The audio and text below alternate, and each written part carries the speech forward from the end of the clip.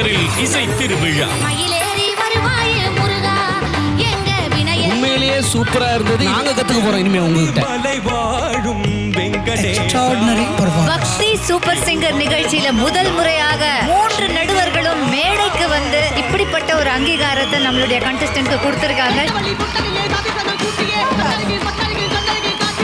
நீங்க பாடினது goose bumps வந்துருச்சு. போட்டியாளர்களுக்கிடையே நடக்கும் விறுவிறுப்பான இசை போட்டி.